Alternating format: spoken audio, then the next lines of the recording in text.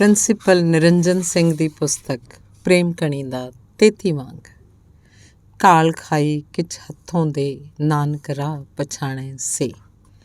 ਭਾਗੋਂ ਹੀਣਾ ਭਾਰਤ ਗੁਲਾਮੀ ਤੇ ਗਰੀਬੀ 'ਚ ਗਲ ਰਿਹਾ ਹੈ। ਇਸ ਦੇਸ਼ 'ਚ ਕਰੋੜਾਂ ਆਦਮੀ ਇਸ ਤਰ੍ਹਾਂ ਦੇ ਹੈ ਜਿਨ੍ਹਾਂ ਨੂੰ 8 ਪਹਿਰ 'ਚ ਇੱਕ ਵੇਲੇ ਵੀ ਪੇਟ ਭਰ ਕੇ ਰੋਟੀ ਨਸੀਬ ਨਹੀਂ ਹੁੰਦੀ।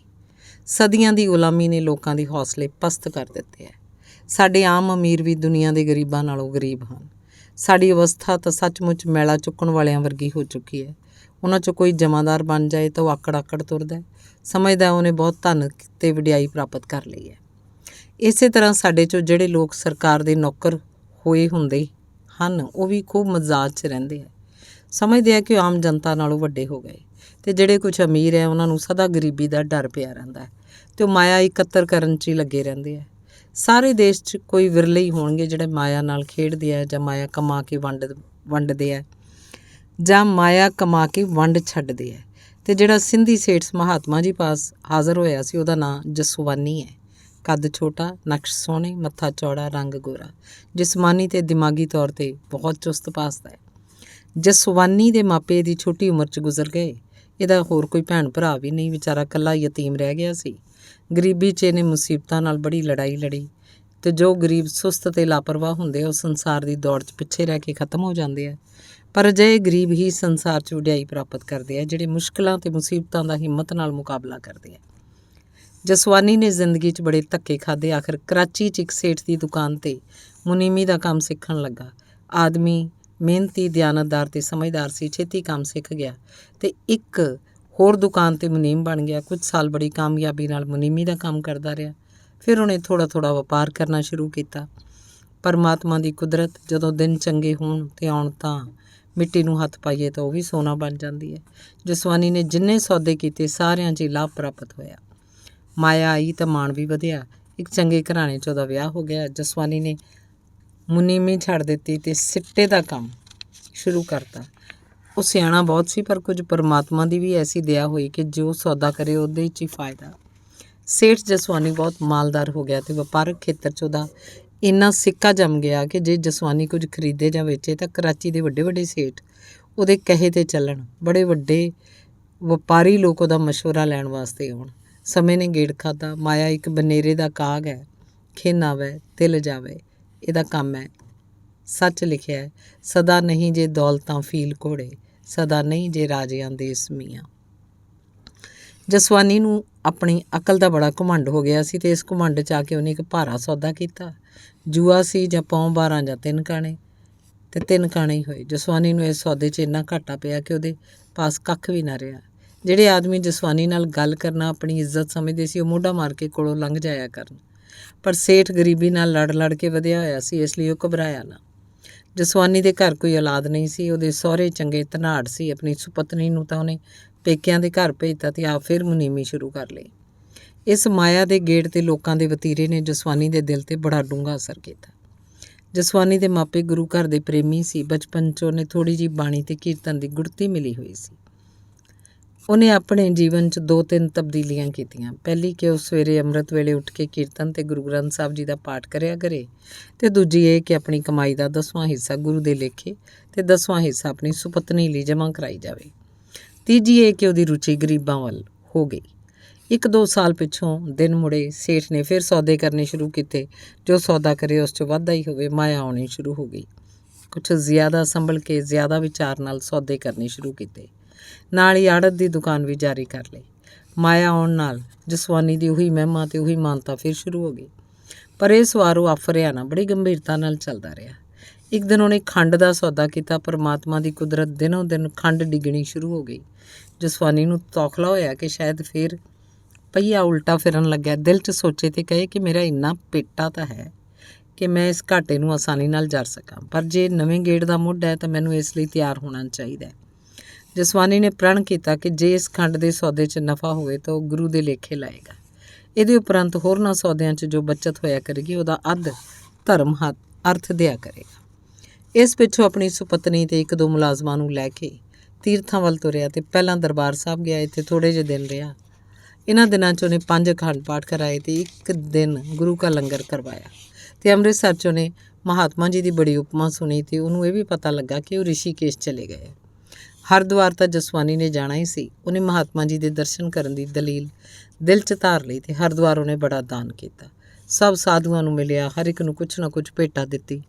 ਫਿਰ ਰਿਸ਼ੀਕੇਸ਼ ਪਹੁੰਚਿਆ ਤੇ ਮਹਾਤਮਾ ਜੀ ਦੇ ਪਾਸ ਵੀ ਹਾਜ਼ਰ ਹੋਇਆ। ਮਹਾਤਮਾ ਜੀ ਤੋਂ ਵਾਪਸ ਆ ਕੇ ਜਸਵਾਨੀ ਦੇ ਦਿਲ 'ਚ ਕਈ ਕਿਸਮ ਦੇ ਖਿਆਲ ਆਉਣੇ ਆਰੰਭ ਹੋ ਗਏ। ਕਦੀ ਕਹੇ ਸਾਧੂ ਨੇ ਹੱਦ ਕੀਤੀ, 10,000 ਰੁਪਇਆ ਚੁੱਕ ਮੰਗਿਆ ਸੂ, ਤੇ ਕਦੀ ਕਹੇ ਉਹ ਕਿਹੜਾ ਆਪਣੀ ਜਾਇਦਾਦ ਬਣਾਉਣ ਲੱਗਿਆ, ਉਹਦਾ ਖਿਆਲ ਤਾਂ ਲੋਕਾਂ ਦੇ ਲਾਭ ਲਈ ਇੱਕ ਆਸ਼ਰਮ ਬਣਾਉਂਦਾ ਹੈ। ਤੇ ਕਦੀ ਕਹੇ ਇੱਕ ਆਦਮੀ ਪਾਸੋਂ ਜਿਸ ਨਾਲ ਨਾ ਕੁਝ ਪਿਛਲੀ ਵਾਕਫੀ ਨਾ ਪਛਾਣ, ਇੰਨੀ ਰਕਮ ਮੰਗ ਲੈਣੀ ਕੋਈ ਸਿਆਣਪ ਦੀ ਤਾਂ ਨਹੀਂ।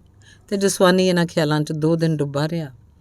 ਧਨਾੜ ਸੀ, 10,000 ਰੁਪਇਆ ਉਸ ਲਈ ਦੇਣਾ ਕੋਈ ਮੁਸ਼ਕਿਲ ਨਹੀਂ ਸੀ, ਪਰ ਉਹਦਾ ਜਿਗਰਾ ਬਲਵਾਨ ਹੋਵੇ ਤਾਂ ਹੀ ਹੋ ਸਕਦਾ ਸੀ। ਤੀਜੇ ਦਿਨ ਹਰਿਦੁਆਰ ਤੋਂ ਇੱਕ ਆਦਮੀ ਜਸਵਾਨੀ ਲਈ ਤਾਰ ਲੈ ਕੇ ਆਇਆ। ਜਸਵਾਨੀ ਪੜ੍ਹ ਕੇ ਬਹੁਤ ਹੈਰਾਨ ਹੋਇਆ। ਆਖਣ ਲੱਗਾ, ਹੇ ਪਰਮਾਤਮਾ, ਤੇਰੇ ਰਾਹ ਨਿਆਰੇ ਹੈ। ਇਹ ਸਾਧੂ ਵੀ ਗਮ ਦੀ ਜਾਣਨ ਵਾਲਾ ਹੈ। ਤਾਰ 'ਚ ਲਿਖਿਆ ਸੀ ਕਿ ਖੰਡ ਵੇਚ ਦਿੱਤੀ ਹੈ ਤੇ ਉਸ 'ਚੋਂ 10,000 ਨਫਾ ਖੱਟਿਆ। ਜਸਵਾਨੀ ਆਖੇ, 10,000 ਨਫਾ ਹੋਣਾ ਤੇ 10,000 ਹੀ ਸਾਧੂ ਦਾ ਮੰਗਣਾ ਤੇ ਨਾਲ ਮੇਰਾ ਇਹ ਪ੍ਰਣ ਕੇ ਵਾਧੇ ਦਾ ਰੁਪਇਆ ਗੁਰੂ ਦੇ ਲੇਖੇ ਲਾਉਣਾ, ਇਹ ਕੋਈ ਅਜੀਬ ਮੇਲ ਹੋਇਆ। ਇਸ ਸਾਧੂ ਨੂੰ ਅੰਦਰ ਦੀ ਸੋਝੀ ਹੈ, ਨਹੀਂ ਤਾਂ ਉਹ ਕਿਸ ਤਰ੍ਹਾਂ ਕਹਿੰਦਾ ਕਿ 3 ਦਿਨਾਂ ਬਾਅਦ ਆਓ। ਉਹਨੂੰ ਕੀ ਪਤਾ ਸੀ ਕਿ ਇਹਨਾਂ 'ਚ ਮੈਨੂੰ 10,000 ਦਾ ਵਾਧਾ ਹੋਣਾ। ਆਪਣੀ ਇਸਤਰੀ ਨੂੰ ਕਹਿਣ ਲੱਗਾ ਕਿ ਚਲੋ ਇਸ ਮਹਾਂਪੁਰਸ਼ ਦੇ ਚਰਨੀ ਲੱਗੀਏ ਤੇ ਇਹ ਤੋਂ ਨਾਮ ਤੇ ਸ਼ਾਂਤੀ ਦਾ ਦਾਨ ਮੰਗੀਏ। ਦੂਜੇ ਦਿਨ ਸਵੇਰੇ ਜਸਵਾਨੀ ਤੇ ਉਹਦੀ ਇਸਤਰੀ ਅੰਮ੍ਰਿਤ ਵੇਲੇ ਉੱਠੇ, ਗੰਗਾ 'ਚ ਇਸ਼ਨਾਨ ਕਰਕੇ ਆਪਣੇ ਹੱਥੀਂ ਪ੍ਰਸ਼ਾਦ ਦਾ ਤਿਆਰ ਕੀਤਾ। ਆਪਣੇ ਸਿਰ ਤੇ ਚੁੱਕ ਕੇ ਨੰਗੇ ਪੈਰੀ ਮਹਾਤਮਾ ਜੀ ਦੀ ਕੁਟੀਆ ਵੱਲ ਤੁਰ ਪਏ। ਕੁਟੀਆ 'ਚ ਕੀਰਤਨ ਦਾ ਪ੍ਰਵਾਹ ਚੱਲ ਰਿਹਾ ਸੀ। ਸੇਠ ਜਸਵਾਨੀ ਤੇ ਉਹਦੀ ਇਸਤਰੀ ਪ੍ਰਸ਼ਾਦਾ ਅੱਗੇ ਰੱਖ ਕੇ ਮੱਥਾ ਟੇਕ ਕੇ ਬਹਿ ਗਏ। ਮਹਾਤਮਾ ਜੀ ਆਪਣੇ ਕੀਰਤਨ 'ਚ ਮਗਨ ਰਹੇ। ਇਸ ਸ਼ਬਦ ਦਾ ਗਾਇਨ ਹੋ ਰਿਹਾ ਸੀ, ਵੱਡੇ ਵੱਡੇ ਜੋ ਦਿਸੈ ਲੋਕ, ਤਿੰਨ ਕੋ ਵਿਆਪੇ ਚਿੰਤਾ ਰੋਗ, ਕੌਣ ਵੱਡਾ ਮਾਇਆ ਵਡਿਆਈ, ਸੋ ਵੱਡਾ ਜਿਨ ਰਾਮ ਲਿਵ ਲਾਈ, ਭੂਮੀਆਂ ਭੂਮ ਉੱਪਰ ਨਿਤ ਲੂਝੈ, ਛੋੜ ਚਲੈ ਤ੍ਰਿਸ਼ਨਾ ਨਹੀਂ ਬੁਝੈ, ਕਹੁ ਨਾਨਕੇ ਤਤ ਵਿਚਾਰਾ, ਬਿਨ ਹਰ ਭਜਨ ਨਹੀਂ ਛੁਟਕਾਰਾ। ਮਹਾਤਮਾ ਜੀ ਕੀਰਤਨ ਸਦਾ ਐਸੇ ਵੈਰਾਗ ਤੇ ਮਿਠਾਸ ਨਾਲ ਕਰਦੇ ਸਨ ਕਿ ਬੜੇ ਕਠੋਰ ਹਿਰਦਿਆਂ ਵਿੱਚ ਵੀ ਉਹਦਾ ਡੂੰਘਾ ਅਸਰ ਹੁੰਦਾ ਸੀ। ਸੇਠ ਜਸਵਾਨੀ ਇੱਕ ਕੋਮਲ ਹਿਰਦੇ ਵਾਲਾ ਆਦਮੀ ਸੀ। ਉਹਦਾ ਮਨ ਤਾਂ ਮਾਨੋ ਕੀਰਤਨ ਨੇ ਵਿੰਨ ਲਿਆ। ਮਹਾਤਮਾ ਜੀ ਦੇ ਅੱਗੇ ਹੱਥ ਜੋੜ ਕੇ ਖੜਾ ਹੋ ਗਿਆ, ਕਹਿਣ ਲੱਗਾ, ਆਪ ਜਾਣੀ ਜਾਣੋ, ਆਪ ਦੇ ਹਿਰਦੇ 'ਚ ਪ੍ਰਤੱਖ ਪਰਮਾਤਮਾ ਦਾ ਨਿਵਾਸ ਹੈ। ਜੋ ਆਪ ਨੇ ਹੁਕਮ ਕੀਤਾ ਉਹ ਮੈਨੂੰ ਸਿਰ ਮੱਥੇ 'ਤੇ ਪ੍ਰਵਾਨ ਹੈ। ਛੇਤਰ ਵੀ ਬਣ ਜਾਏਗਾ, ਸਦਾ ਬ੍ਰਤ ਵੀ ਲੱਗ ਜਾਏਗਾ, ਕੇਵਲ ਮੈਨੂੰ ਇਹ ਦੱਸੋ ਛੇਤਰ ਦਾ ਨਕਸ਼ਾ ਕੀ ਹੋਵੇ। ਮਹਾਤਮਾ ਜੀ ਹੱਸੇ, ਉੱਠ ਕੇ ਖੜੇ ਹੋ ਗਏ। ਸੇਠ ਤੇ ਸਠਾਣੀ ਦੋਵਾਂ ਵੱਲ ਧਿਆਨ ਕਰਕੇ ਕਹਿਣ ਲੱਗੇ, ਪਰਮਾਤਮਾ ਆਪ ਨੂੰ ਸਿਮਰਨ ਤੇ ਸੇਵਾ ਦਾਨ ਬਖਸ਼ੇ। ਇਹ ਕਾਰਜ ਗੁਰੂ ਨੇ ਤੁਹਾਡੇ ਹੱਥੀਂ ਕਰਾਉਣਾ ਸੀ। ਸੇਠ ਜੀ, ਆਪ ਤਾਂ ਜਾਣਦੇ ਹੋ ਮਾਇਆ ਇੱਕ ਅਗਨੀ ਹੈ। ਇਹਨੂੰ ਚੰਗੇ ਕੰਮਾਂ ਲਈ ਵਰਤਿਆ ਜਾਏ ਤਾਂ ਸੁੱਖ ਦਾ ਕਾਰਨ ਹੁੰਦੀ ਹੈ। ਜੇ ਇਹਨੂੰ ਇਕੱਠਾ ਕਰਨ 'ਤੇ ਹੀ ਲੱਕ ਬੰਨ੍ਹ ਲਈਏ ਤਾਂ ਇਹ ਆਤਮਾ ਨੂੰ ਫੂਕ ਦਿੰਦੀ ਹੈ। ਗੰਗਾ ਵਾਂਗ ਮਾਇਆ ਦਾ ਵਹਿਣ ਵੀ ਵਗਦਾ ਹੀ ਰਹਿਣਾ ਚਾਹੀਦਾ। ਇਹ ਕਹਿੰਦੇ ਹੋਏ ਮਹਾਤਮਾ ਜੀ ਸੋਟੀ ਹੱਥ 'ਚ ਲੈ ਕੇ ਇੱਕ ਪਾਸੇ ਨੂੰ ਤੁਰ ਪਏ। ਪਿੱਛੇ ਪਿੱਛੇ ਉਹਨਾਂ ਦੇ ਭਾਈ ਰਾਮ ਸਿੰਘ, ਭਾਈ ਕਰਮ ਸਿੰਘ, ਸੇਠ ਸਾਹਿਬ ਤੇ ਉਹਨਾਂ ਦੀ ਇਸਤਰੀ ਤੁਰਦੇ ਗਏ। ਕੋਈ 1 ਫਰਲਾਂਗ ਦੇ ਕਰੀਬ ਜਾ ਕੇ ਮਹਾਤਮਾ ਜੀ ਖੜੇ ਹੋ ਗਏ ਤੇ ਕਹਿਣ ਲੱਗੇ, ਇਸ ਥਾਂ ਛੇਤਰ ਬਣੇ। ਸੋਟੀ ਨਾਲ ਨਕੀਰਾਂ ਖਿੱਚ ਕੇ ਸੇਠ ਨੂੰ ਕਮਰਿਆਂ ਦਾ ਸਾਰਾ ਨਕਸ਼ਾ ਸਮਝਾਇਆ। ਫਿਰ ਆਪਣੀ ਕੁਟੀਆ 'ਚ ਵਾਪਸ ਆ ਗਏ। ਸੇਠ ਕੀਰਤਨ ਦਾ ਬੜਾ ਰਸੀਆ ਸੀ। ਮਹਾਤਮਾ ਜੀ ਨੂੰ ਕਹਿਣ ਲੱਗਾ, ਕੀਰਤਨ ਦੀ ਹੋਰ ਵਰਖਾ ਕਰੋ। ਮਹਾਤਮਾ ਜੀ ਨੇ ਭਾਈ ਰਾਮ ਸਿੰਘ ਜੀ ਨੂੰ ਕਿਹਾ ਕਿ ਸੇਠ ਜੀ ਨੂੰ ਇੱਕ ਸ਼ਬਦ ਸੁਣਾਓ। ਭਾਈ ਰਾਮ ਸਿੰਘ ਦੀ ਆਵਾਜ਼ ਵੀ ਸੁਰੀਲੀ ਸੀ ਤੇ ਰਾਗ 'ਚ ਬੜਾ ਮਾਹਰ ਸੀ। ਉਹਨੇ ਇਹਨਾਂ ਤੁਕਾਂ ਦਾ ਆਸਰਾ ਲਿਆ ਤੇ ਢੁਕਵੇਂ ਪ੍ਰਮਾਣ ਦੇ ਕੇ ਕੀਰਤਨ ਕੀਤਾ। ਜੋ ਹਮਰੀ ਬਿਦ ਹੋਤੀ ਮੇਰੇ ਸਤਗੁਰਾ, ਸਾਬਿਦ ਤੁਮ ਹਰ ਜਾਣੋ ਆਪੇ, ਹਮ ਰੁਲਤੇ ਫਿਰਤੇ ਕੋਈ ਬਾਤ ਨਾ ਪੁੱਛਤਾ, ਗੁਰ ਸਤਗੁਰ ਸੰਗ ਕੀਰੇ ਹਮ ਥਾਪੇ, ਧੰਨ ਧੰਨ ਗੁਰੂ ਨਾਨਕ ਜਨ ਕੇਰਾ, ਜਿਤ ਮਿਲਿਆ ਚੁੱਕੇ ਸਭ ਸੋਗ ਸੰਤਾਪੇ। ਸ਼ਬਦ ਦਾ ਭੋਗ ਪਿਆ। ਮਹਾਤਮਾ ਜੀ ਹੱਸ ਕੇ ਸੇਠ ਨੂੰ ਕਹਿਣ ਲੱਗੇ, ਸੇਠ ਜੀ, ਹੁਣ ਤੁਸੀਂ ਕੁਝ ਸੁਣਾਓ। ਸੇਠ ਗੁਣੀ ਸੀ, ਨਾਲ ਹੀ ਚਿੱਤ 'ਚ ਪ੍ਰੇਮ ਦੇ ਉਛਾਲੇ ਆ ਰਹੇ ਸਨ। ਉਹਨੇ ਸਤਾਰ ਫੜ ਲਈ ਤੇ ਇਸ ਤੁਕ ਦਾ ਬੜੇ ਵੈਰਾਗ ਨਾਲ ਗਾਇਨ ਕੀਤਾ। ਤੁਧ ਭਾਵੈ ਤਾਂ ਬਖਸ ਲੈ ਖੋਟੇ ਸੰਗ ਖਰੇ, ਨਾਨਕ ਭਾਵੈ ਪਾਰ ਬ੍ਰਹਮ ਪਾਹਨ ਨੀਰ ਤਰੇ। ਕੀਰਤਨ ਦਾ ਭੋਗ ਪਾ ਕੇ ਸੇਠ ਜੀ ਮਹਾਤਮਾ ਜੀ ਨੂੰ ਹੱਥ ਜੋੜ ਕੇ ਕਹਿਣ ਲੱਗੇ, ਮੈਂ ਤਾਂ ਮਾਇਆ ਦਾ ਕੀੜਾ, ਤੁਸੀਂ ਮੇਰੇ 'ਤੇ ਕਿਰਪਾ ਕਰੋ, ਮੈਨੂੰ ਵੀ ਆਪਣੇ ਕੋਲ ਰਹਿਣ ਦੀ ਆਗਿਆ ਦਿਓ। ਮਹਾਤਮਾ ਜੀ ਫੇਰ ਹੱਸੇ, ਕਹਿਣ ਲੱਗੇ, ਸੇਠ ਜੀ, ਤੁਸੀਂ ਕਰਮ ਯੋਗੀ ਹੋ, ਸੰਸਾਰ 'ਚ ਵਿਚਰਦੇ ਹੋਏ ਆਪਣੇ ਧਰਮ ਨੂੰ ਨਿਭਾਓ। ਜੇ ਸਾਰੇ ਲੋਕ ਹੀ ਸਾਡੇ ਵਾਂਗ ਵਿਹਲੜ ਹੋ ਜਾਣ ਤਾਂ ਸੰਸਾਰ ਦਾ ਕੰਮ ਨਹੀਂ ਚੱਲ ਸਕਦਾ। ਤੁਸੀਂ ਠੀਕ ਰਸਤੇ 'ਤੇ ਚੱਲ ਰਹੇ ਹੋ, ਤੁਹਾਡਾ ਕਲਿਆਣ ਗ੍ਰਸਤ 'ਚ ਹੀ ਹੋਏਗੀ। ਸੇਠ ਜੀ ਕਹਿਣ ਲੱਗੇ, ਨਹੀਂ ਮਹਾਤਮਾ ਜੀ, ਸੰਸਾਰ ਤਾਂ ਵਿਸ਼ਿਆਂ ਦੀ ਅਗਨੀ ਨਾਲ ਸੜ ਰਿਹਾ। ਜੋ ਇਸ 'ਚ ਰਹਿੰਦਾ ਉਹਨੂੰ ਸੇਕ ਜ਼ਰੂਰ ਪਹੁੰਚਦਾ ਹੈ। ਮਹਾਤਮਾ ਜੀ ਉੱਠੇ, ਸੇਠ ਦਾ ਹੱਥ ਆਪਣੇ ਹੱਥ 'ਚ ਲੈ ਕੇ ਕਹਿਣ ਲੱਗੇ, ਨਹੀਂ ਸੇਠ ਜੀ, दुनिया 'ਚ ਗ੍ਰਸਤ ਮਾਰਗ ਹੀ ਪ੍ਰਮਾਣਿਕ ਮਾਰਗ ਹੈ। ਜਾਓ ਗ੍ਰਸਤ ਵਿੱਚ ਇਸ ਤਰ੍ਹਾਂ ਨਿਰਲੇਪ ਰਹੋ ਜਿਵੇਂ ਕਵਲ ਜਲ 'ਚ ਨਿਰਲੇਪ ਰਹਿੰਦਾ ਹੈ। ਆਪ ਵਰਗੇ ਧਰਮੀਆਂ ਲਈ ਦੁਨੀਆ ਦੁੱਖ ਦਾ ਕਾਰਨ ਨਹੀਂ ਹੋ ਸਕਦੀ। ਫਰੀਦਾ ਭੂਮ ਰੰਗਾਵਲੀ ਮੰਝ ਵਿਸੂਲਾ ਬਾਗ, ਜੋ ਜਨ ਪੀਰ ਨਵਾਜਿਆ ਤਿਨਾ ਅੰਚ ਨਾ ਲਾਗ। ਅੰਗ 34ਵਾਂ। ਉਸ ਦੇਸ਼ ਤੇ ਕੌਮ ਨੇ ਜੀਵਨਾ ਕੀ ਜਿਹਦੀ ਸੱਭਿਅਤਾ ਹੀ ਖਾਕੋ ਖਾਕ ਹੋਈ। ਰਿਖੀਕੇਸ਼ 'ਚ ਇੱਕ ਸੋਹਣੀ 2 ਮੰਜ਼ਲੀ ਇਮਾਰਤ ਬਣੀ ਹੈ। ਦੂਜੀ ਛੱਤ ਦੇ ਇੱਕ ਕਮਰੇ 'ਚ ਕੁਝ ਚਟਾਈਆਂ ਵਿਛੀਆਂ, ਉੱਪਰ 10-11 ਸਾਧੂ ਬੈਠੇ ਕੁਝ ਵਿਚਾਰ ਕਰ ਰਹੇ ਹਨ। ਇੱਕ ਸਾਧੂ ਉੱਠ ਕੇ ਕਹਿਣ लगा, भाई कमली वाले आप बताएं आपका प्रयोजन क्या है। महात्मा जी, मेरा दिली प्रयोजन तो ये है कि हिंदी सभ्यता को फिर से सुरजीत किया जाए।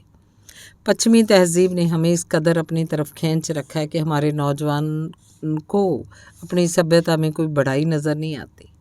इस देश में व्यास जी जैसे तत्ववेता, तदनंतर जैसे वेद, कृष्ण जी जैसे कर्मयोगी, राजा जनक जी जैसे त्यागी, कालिदास जी जैसे शायर और बड़े बड़े पदार्थ विद्या, मंतक, ज्योतिष आदि के नेता हो चुके हैं।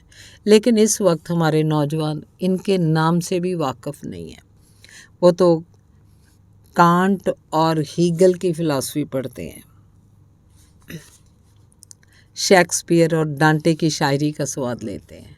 मतलब कि उनके दिलों में ये नक्श हो चुका है कि पश्चिम की तहजीब ही असल चीज़ है और भारत वर्ष के लोग एक घटिया दर्जे के आदमी हैं। इस आश्रम के खोलने से मेरा प्रयोजन ये है कि आयुर्वेदिक दवाई के तरीके का फिर प्रचार किया जाए। हिमालय पहाड़ की अच्छी अच्छी बूटियाँ यहाँ मंगवा कर रखेंगे और दूसरे शहरों में जो वैदिक औषधालय हैं उनको पहुँचाएंगे। यहाँ अगर आप जैसे महात्मा गुणी ठहरे तो 3 काम हो सकते हैं। एक तो यहाँ एक औषधालय चलेगा, दूसरा आप सब मिलकर एक वैदिक का ग्रंथ तैयार कर सकते हैं और तीसरे नए तजर्बे करके इस विद्या में उन्नति कर सकते हैं। ये है मेरा असली भाव, लेकिन इसको पूरा करना आप जैसे गुणवान साधुओं के हाथ में है। पहला साधु, देखिए साहब, हम तो सुख और शांति के गायक हैं और हम भारतवर्ष के या और जगह के ठेकेदार नहीं बनना चाहते। महात्मा जी कहते, देखिए बाबा जी, आपके सामने तो मैं एक बच्चा हूँ। आप जैसे विद्वान और महाव्यक्ति के सामने मेरे लिए कुछ बोलना भी ठीक मालूम नहीं देता। फिर भी बड़ी नम्रता के साथ आपसे निवेदन करता हूँ कि संसार की सेवा करना भी साधुओं के लिए इतना ही धर्म है जितना परमात्मा का सिमरन करना। सच पूछो तो सिमरन और सेवा दोनों मिलके जीवन को संपूर्ण करते हैं। दूसरा साधु, हम तो कमली वाले से सहमत है। अगर साधु ने संसार की सेवा नहीं करनी तो उससे संसारियों की कमाई खाने का क्या हक है। तीसरा साधु, हाँ ये ठीक है, सिमरन से हमें अपने आप को पसारना चाहिए यहाँ तक कि सब सृष्टि हमारा शरीर बन जाए और जिस भाव और प्रेम से हम अपने शरीर की सेवा करते हैं उसी तरह तमाम सृष्टि की सेवा करें। चौथा साधु, देखिए साहब, सेवा तो ज़रूर करें लेकिन साधुओं को गृहस्थी मत बनाओ। साधु तो रमते ही भले होते हैं, एक स्थान पर साधु का ग्रह करना ठीक नहीं। पंजवां साधु, देखिए मैं आपको एक तजवीज़ बताता हूँ, वो ये कि जो साधु सेवा करें वो सिर्फ यहाँ साल में 6 महीने ठहरें। सावन और भादों के महीने में तो बारिश के होते ही हैं और पो माघ बहुत सर्दी के। इन महीनों में तो साधु ज़्यादा एक जगह ही ठिकाना करते हैं। वो ठिकाना किया करें, परस्पर विचार भी हो जाएगी, ग्रंथ भी लिखा जा सकेगा और अशुद्धियों की मरीजों पर आजमाइश भी हो सकती है। 6वां, ये तजवीज़ मुझे पसंद है, लेकिन हम और कमली वाले ने क्या सेवा करनी हुई। असल सेवा तो बाबा सुभाग जी जैसे कर सकते हैं। ये महापुरुष तो इस समय के धनंतर वैद हैं। इनको इस सभा का सभापति अथवा प्रधान बनाना चाहिए। 7वां साधु, ठीक है बाबा सुभाग जी वैदिक के बहुत माहिर हैं, लेकिन दुनिया परे से परे है, ये नहीं कह सकते कि इनकी लिखत वैदिक पर आखिरी कलाम होगा। 6वां, नहीं मेरा भाव ये नहीं, मेरा तो सिर्फ इतना कहना है कि बाबा सुभाग जी जैसा औखदी प्रवीण हमारे पास और कोई नहीं। अगर किसी को इस बात की ज़्यादा वाकफ़ी होगी तो वो भी ग्रंथ में बढ़ाई जा सकती है। महात्मा जी, मेरी और सबकी यही विनय है कि बाबा सुभाग जी इस काम को अपने हाथ में लें और प्रधान बनकर इस आश्रम को चलाएं। बाबा सुभाग जी, मैं हर तरह की सेवा करने के लिए तैयार हूँ और 6 महीने वाली आपकी तजवीज़ भी मान लूँगा, पर एक जगह ही ग्रह कर लेना मैं बिल्कुल ठीक नहीं समझता।